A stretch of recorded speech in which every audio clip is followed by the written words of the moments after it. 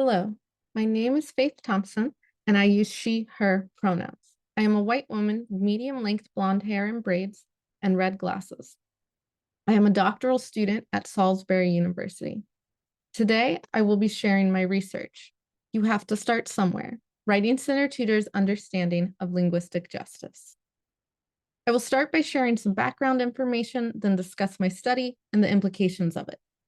Starting with background, I will share my positionality, define linguistic justice, and summarize what we already know about Writing Center tutors and linguistic justice. So, as I've already mentioned, I am a white woman. I'm also a monolingual English speaker who is seen and heard as a standardized English or white mainstream English speaker. I'm a former graduate Writing Center tutor, current Writing Center administrative intern. My prior research has indicated that Writing Center tutors think of linguistic justice as a critical component of anti-racist praxis, which is what led me to this study. But before I define for you linguistic justice, let me explain what standardized language ideology in the context of English is. That is a belief in a standardized version of English, especially for use in an academic context.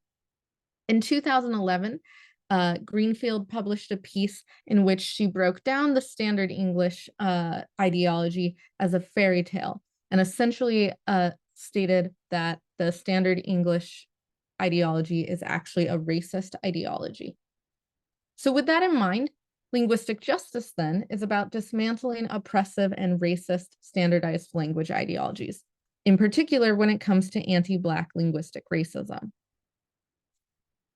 In 2024, Pawlowski developed a scaffolded framework for linguistic anti-racism in which she builds essentially a triangle up to the ideology of linguistic justice.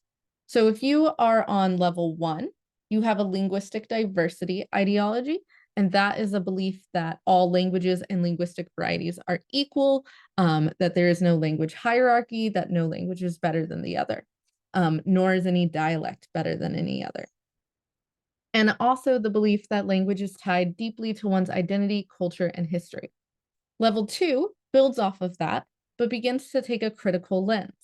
So linguistic equity is when you explicitly address why some linguistic varieties enjoy privilege and why others are repressed, and really that critique of systemic inequities.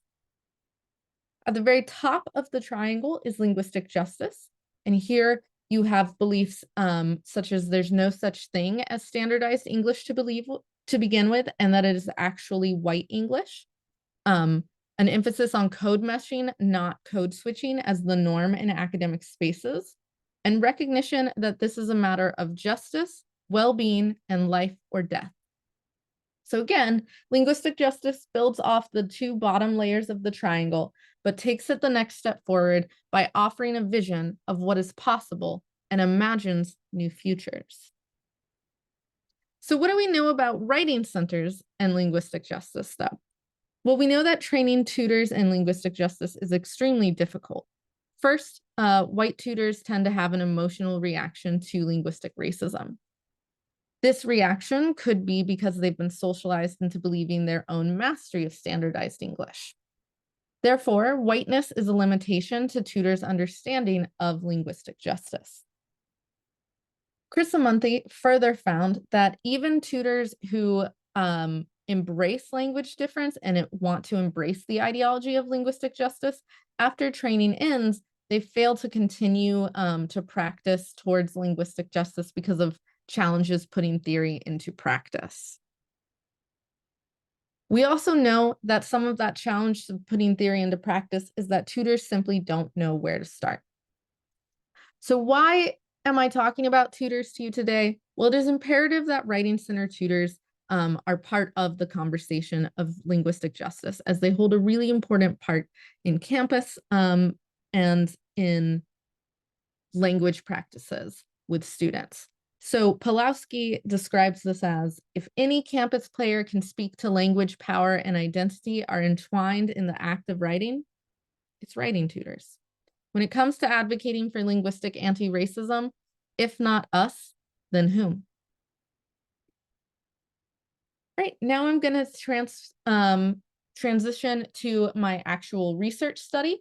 I'll cover some of the methodology, a little bit about the context of my study and the participants, and then I'll jump into some emergent findings as the analysis for this project is still in process. So I conducted 14 interviews. These were virtual, semi-structured, and lasted 30 to 60 minutes. All interviews were with current Writing Center tutors, and questions were asked regarding what linguistic justice means to them, how they pursue linguistic justice, if at all, and the limitations to that pursuit. This is a case study with 14 cases, and I am using a grounded theory approach to my analysis. This is a visual graphic of my data analysis process with squares, arrows, and circles. You can see that after the interview, I conducted or I wrote field notes as well as in my first memo. Then I transcribed it and wrote a second memo.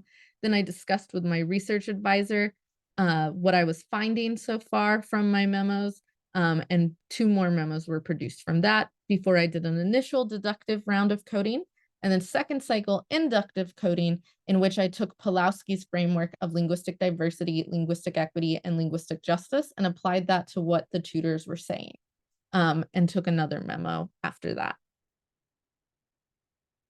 I had a wide variety of diverse participants. You can see there's variety in gender, there's variety in racial background, there's variety in linguistic background. Some are monolingual, some are multilingual.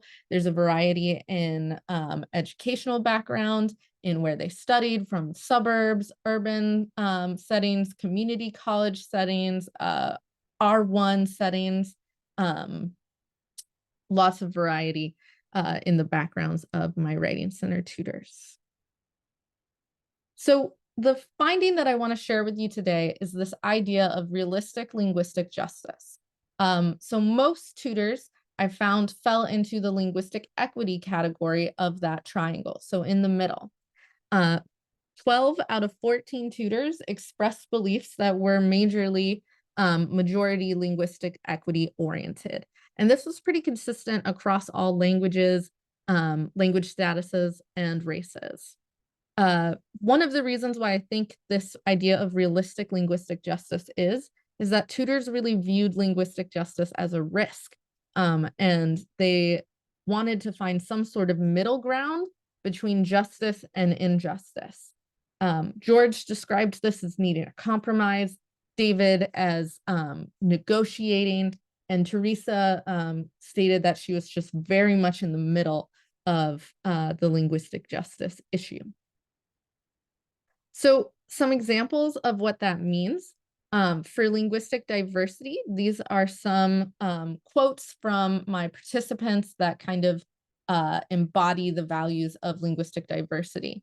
The affirmation and validation of different literacies, different languages, understanding that ideas can be communicated using any language, any blend of languages, or blends of certain dialects that could reach people of different ethnicities, recognizing that all kinds of a single language and all of the languages are networked to each other rather than a hierarchy to each other. Again, linguistic equity builds off of linguistic diversity. So although there's only one tutor that I placed in linguistic diversity as that being the majority of their ideology, tutors used linguistic diversity values throughout the interview. The same thing with linguistic equity as that builds towards linguistic justice. So some examples of linguistic equity are when Barbara said that linguistic justice is opening the door to take part in a scholarly conversation that if they didn't have the same command of the language of writing, they wouldn't be able to do. David said there's a give and take, that identity is not completely erased or neglected, but also that it is trying to communicate to this larger discourse that's already there. And Diana said a helpful framework for students who have to live in that tension. And this is a language for the workplace. Remember, some of the big differences between linguistic justice and linguistic equity is this shift into envisioning a future and moving past what is the current reality of linguistic oppression. So Some examples that I found that were aligned with linguistic justice. That's the linguistic injustice for me, that you need to be complicit in the game, in the system to win, but I don't really want to win. I don't want to win. I just want to exist and exist in comfort. This is really important because often tutors compared linguistic justice or linguistic equity as teaching students how to play the game. So in linguistic justice, there's kind of the idea that maybe the game needs some changing. Maybe it's not what we want to play. She also said, Abrar also said, accountability against oppressive systems of language. Alicia imagined a future when saying actually changing what it looks like to be able to publish. So those are some examples of linguistic justice ideology that was found in my participants. That brings me to my implications. So what does this mean for writing centers? How can we begin to theorize linguistic justice praxis? Well, the first thing I want to talk about is tutor training isn't really scaffolding to justice. Tutors aren't conceptualizing of linguistic justice as a justice-based or liberation-based pedagogy. Rather, they're conflating equity with justice. So tutor education needs to be bolder in its approach and can do so by using the scaffold that Pawlowski developed. Additionally, tutor training should be ongoing rather than just 1 week.